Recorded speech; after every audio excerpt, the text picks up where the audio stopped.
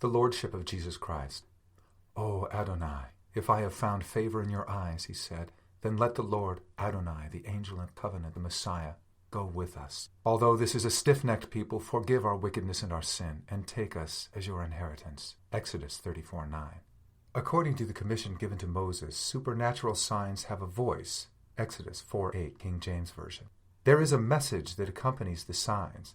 The message is one of restoration of God's covenant people to a place of spiritual prominence and submission to the Lordship of Jesus Christ. In every age, God's spiritual voice that is validated by signs and wonders always calls that generation back to the Lordship of Christ. This was especially true during the Voice of Healing revival of the 50s, as numerous ministers admonished the church to relinquish their personal agendas and programs to embrace intimate relationship with the Holy Spirit. Moses had a face-to-face friendship with the Lord. That exchange facilitated the apprehension of his desire for complete leadership of God's covenant people. When we in this generation discover that place of friendship, we will also understand more fully how the spirit of Antichrist has infiltrated the church with a counterfeit anointing that usurps the Spirit's leadership. The book of Revelation calls it the spirit of Nicolaitans that ventures to overshadow God's aspiration to release total liberty in the church and mobilize his people into a priesthood of believers. That trend will change as we become more discerning of his presence and walk more intimately with him. We create spiritual disorder when we insist upon our own plans and agendas and fail to embrace his. Grace is being offered to relinquish that mindset along with the wonderful opportunity to participate with the Lord in his plans. This union is where true spiritual fruitfulness will be generated. The generation that exited Egypt under Moses' leadership missed their door of opportunity and wandered 38 years as a result. In many ways, that could accurately depict the generation that participated in the Voice of Healing revival of the 40s and 50s. Nevertheless, change is upon us. We believe a 7-year transition or overlap season is now coming to an end that has taken us from the leadership identified according to Moses into the leadership of Joshua. Joshua, the overcoming anointing. The 120 years of spiritual activity from 1885 to 2005 functioned in the order of Moses. Clearly, Moses was one of the greatest men of God who ever lived. His intimate friendship with the Lord set a standard we aspire to today. Even so, the totality of his original mandate was not fully achieved in his lifetime. Moses brought the people out of Egypt under God's mighty hand of power through miracles, signs, and wonders. But that generation did not cross over into their destiny because of their stiff-necked condition. According to Deuteronomy 29:4, they did not possess the revelatory anointing essential to cooperate with God. Their eyes and ears were not opened, and their hearts were not devoted to the revelation of heaven's plan. As a result, they were disqualified, and a season of discipline ensued. Nevertheless, the next generation emerged with spiritual hunger and desperation that captured heaven's attention and positioned them for their inheritance. That is the same model we have followed over the last century. Naturally, that is not to point a condemning finger at the saints of the prior generation. Clearly, there was a remnant of very godly people who recognized their day of visitation and openly embraced it. Even so, a prudent analysis of history reveals that the corporate church as a whole did not embrace the open-door opportunities set before them to cross spiritual Jordan. According to John G. Lake's analysis in 1925, the people were more captured by the phenomena of God than the person. That mistake was made during the early 20th century and repeated in the 50s. For the 21st century generation to cross over in a Joshua anointing, it will likewise require God's great grace for walking intimately with him, along with a thorough understanding of the lessons learned from the past achievements and failures. Hebrews 13:7-8 declares, "Remember those who led you, who spoke the word of God to you, and considering the result of their conduct, imitate their faith. Jesus Christ is the same yesterday, today, and forever." This biblical admonition requires that we remember and be constantly mindful of those who have gone before us. Furthermore, we are to consider well and observe accurately the end of their lives. This examination positions us to imitate their faith. In so doing, the Lord will do through us what he did through them by mighty expressions of his power and authority, because he is the same yesterday, today, and forever. The Lord promised Joshua that he would walk with him as he did with Moses. Our assurance is the same. As the Lord accompanied the mighty champions of the last century, so also will he be with us. Even so, what we do may appear totally different. Joshua's accomplishments were distinctly different from those of Moses. It was to point the people to their inheritance and initiate desire and tenacity to press into him for the grace to become the overcomers who retrieve from the dominion of the adversary the land of promise that rightfully belongs to God's people and the lordship of Jesus. appropriating our spiritual currency. With a fresh word from the Lord, there is an equally important need for increase in our measure and discernment. History has proven that each major juncture in God's timeline is met with a deluge of voices. However, the Lord promised that his sheep will know his voice. He said, when he puts forth all his own, he goes ahead of them, and the sheep follow him because they know his voice. A stranger they simply will not follow, but will flee from him because they do not know the voice of strangers. John 10:4-5. The Lord comes with miracles, signs, and wonders to validate a message that is firmly rooted and grounded in the written word. God's people are often captivated by the signs and wonders, but only a remnant capture the message. This trend must be reversed in this hour. The early church model prayed that the Lord would grant that your bondservants may speak your word with all confidence, while you extend your hand to heal, and signs and wonders take place through the name of your holy servant Jesus. Acts 4:29-30. The truth is the seal of God. The Spirit of truth will guide us into all truth and thereby eliminate all forms of deliberate falsehood and hypocrisy, and that message will be confirmed with heaven's affirmation to the miraculous. The Holy Spirit worked with the early disciples with signs and wonders to confirm the message of God's kingdom. To us, a measure of grace is being allotted to quicken our spirits for receptivity to that message. A supernatural hunger is provoking us to move beyond cold, formal religiosity to pursue relationship with Him. To even possess His desire is God's gift. Recently, in a revolutionary experience, the Lord told me to tell His people to carefully appropriate their spiritual currency. To each is given a measure of faith.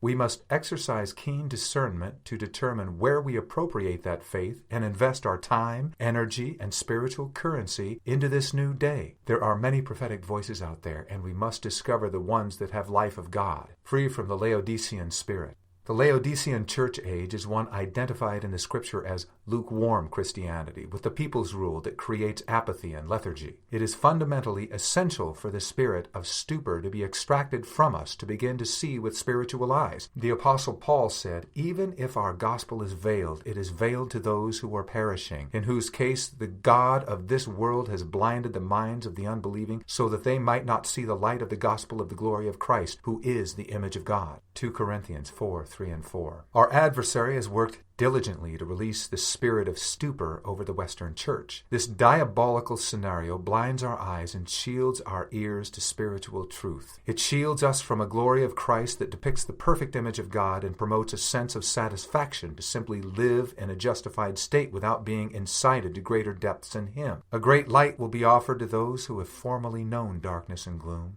Much like the promise given to the land of Zebulun and Naphtali, the people who walk in darkness will see a brilliant light, and He will make the ends of the age a glorious season. See Isaiah 9:1-2. Our directive is to create an atmosphere for people to personally encounter the Lord and also address issues of the soul that have kept us from divine destiny.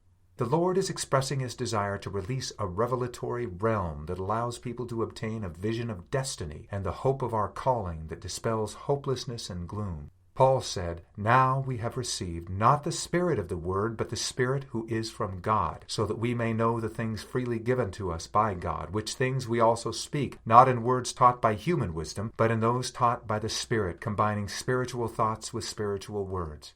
1 Corinthians 2:12-13. Personal meeting with the Lord delivers us from gloom and stupor by allowing hope to permeate our hearts with visions of destiny and the importance of this generation. We then endeavor to lay aside every encumbrance and entanglement that has hindered us in the past and motivate us to move to God's higher calling. Greater grace for destiny. The religious spirit is so closely akin to the Holy Spirit, the Lord announced, it would deceive the very elect, if possible. That is a sobering warning granted to us in Matthew 24. Nevertheless, there is an unseen force compelling many believers out of complacency or rigid religious formality. It is divine destiny. Something has been imparted into the spiritual DNA of this generation that rejects the lukewarm Laodicean spirit that has so subtly deceived many. It is God's grace that allows spiritual awakening to recognize the distinction between those two spirits. The religious spirit introduces into the church the spirit of the world, nullifying the grace of God. The views of truth necessary to purify the church are not such as the world gives, but are such as are communicated by God's Spirit. The counterfeit spirit will attempt to lead the church away from the reality of God expressed in the book of Acts. During the later years of his life, John G. Lake received a powerful angelic visitation. In this encounter, the angel opened the scriptures of the book of Acts, saying, "This is Pentecost as God gave it through the heart of Jesus. Strive for this. Contend for this. Teach the people to pray for this. For this and this alone will meet the necessity of the human heart, and this alone will have power to overcome the forces of darkness." As the angel departed, he admonished Lake, insisting, "Pray, pray, pray. Teach the people to pray. Prayer and prayer alone, much prayer, persistent prayer, is the door of entrance to the heart of God. Believers who pursue the Lord with honest and sincere hearts will begin to recognize the spirit of religion more definitively as the counterfeit of the true anointing that should rightfully be embraced by the Lord's people. Many of the counterfeit spirits operating in the church will become increasingly less effective and revealed as a thief. A clear line of delineation is going to be drawn in these days. It will become much more discernible who truly serves God and who does not. This will begin the days prophesied by Malachi when he said, "Then those who feared the Lord spoke to one another, and the Lord gave attention and heard it, and a book of remembrance was written before him for those who fear the Lord and who esteem his name. They will be mine, says the Lord of hosts. On that day I prepare my own possession, and I will spare them as a man spares his own son who serves him. So you will again distinguish between the righteous and the wicked, between one who serves God and one who does not serve him." Malachi 3:16-18. The truth from the book of Acts will be utilized to lay the axe to the root of the religious trees so the emerging anointing tree of life can become more clearly visible. In the Spirit on the Lord's Day. Our directive is to create an atmosphere for the people to encounter the Lord experientially. For some time now, I have been preaching from Revelation 1 and highlighted John's Patmos vision. John was arguably the most intimate and familiar person on the planet with the Lord Jesus. John walked with the Lord for 3.5 years, witnessed the miracles, signs, and wonders, witnessed the crucifixion and resurrection, became one with God in the upper room with the 120, and served the Lord 6 decades as an apostle of that generation. Even all of that did not prepare John for what he saw in his Patmos Island vision. Clearly, his heart was expanded and his capacity for God increased after seeing the Lord as supreme judge and overcoming king. No doubt John's life was not the same after his time on Patmos. The Lord is expressing his desire to release a revelatory realm that allows people to experientially encounter him and obtain a vision of destiny and the hope of our calling that dispels hopelessness and enlarges our hearts and increases our capacity for God. The Holy Spirit spoke through Isaiah, saying, "Encourage the exhausted and strengthen the feeble. Say to those with anxious heart, take courage and fear not. Behold, your God will come with vengeance. The recompense of God will come, but he will save you. Then the eyes of the blind will be opened, and the ears of the deaf will be unstopped. Then the lame will leap like a deer, and the tongue of the mute will shout for joy. For waters will break forth in the wilderness and streams in the Arabah. The scorched land will become a pool, and the thirsty ground springs of water. In the hunt of jackals, its resting place, grass becomes reeds and rushes. A highway will be there, a roadway, and it will be called the highway of holiness. The unclean will not travel on it, but it will be for him who walks the way, and fools will not wander on it." Isaiah 36:3-8. Jacob had such an experience in Genesis 28, and it impacted the remainder of his life. The heavens opened, and he was told of his destiny and that of his descendants. He discovered the Lord's presence and heaven's host assigned to co-labor with man. Eventually, his nature was changed, and he entered the destiny revealed in this experience. Every leader we are in relationship with recognizes this great need in the Western Church. Our written and spoken messages are built around this reality. Even so, as we have traveled the nation, we discovered an epidemic of hopelessness in the Western Church that the Lord intends to reverse. Spiritual vision from the revelatory realm of heaven provides hope derived by a revelation of our calling and destiny. Hope dispels hopelessness. That is the promise of Ephesians 1:17-18. It is not difficult to discern our present condition. Nevertheless, I personally desire to be a loyal servant like the ones who ventured into the land of promise and returned with a faithful report in the days of Moses. Yes, there are giants in the land, but God is able to empower us to overcome. This impartation will strengthen our feeble knees and encourage our downcast hearts. Life to dry bones. The prophet Ezekiel was taken to a valley of dry bones. He was not instructed to condemn them, but to prophesy life to them. He said, I prophesied as he commanded me. And the breath came into them, and they came to life, and stood on their feet, an exceedingly great army. Then he said to me, Son of man, these bones are the whole house of Israel. Behold, they say, our bones are dried up, and our bones have perished. We are completely cut off. Therefore prophesy, and say to them, Thus says the Lord God, Behold, I will open your graves, and cause you to come up out of your graves, my people, and I will bring you into the land of Israel. That is our hope and expectation. We desire the breath of life into dry bones and begin to see them take shape and form a troop of those who overcome. Though the Western Church may look like a valley of dry bones, I believe the Lord sees her prophetically as an exceedingly great army. We are convinced our nation and the Western Church has an incredible destiny yet to be fulfilled. When people are given a glimpse of their individual role in that destiny, it transforms them and sets them on the course to repentance and the impartation of the Christ-like nature. They see the cause of God and are forever changed and have the joy of their salvation restored.